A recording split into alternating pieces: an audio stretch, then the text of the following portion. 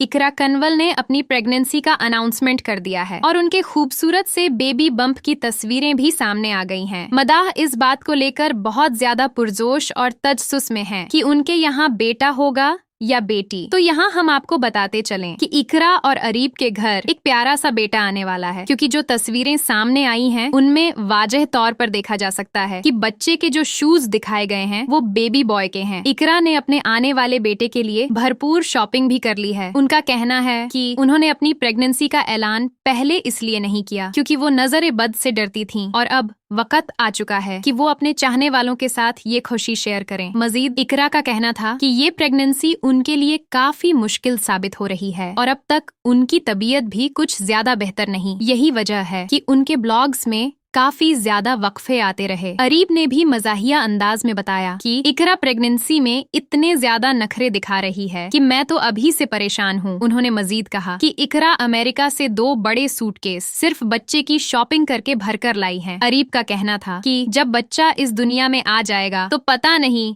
इकरा कितनी मजीद फजूल खर्ची करेगी। लेकिन दोस्तों, ये तो औलाद की खुशी होती है। इंसान अपने बच्चे के आने की खुशी में दुनिया भर की चीजें खरीदने लगता है और यही एक माँ बाप की फितरी मोहब्बत की अक्कासी है।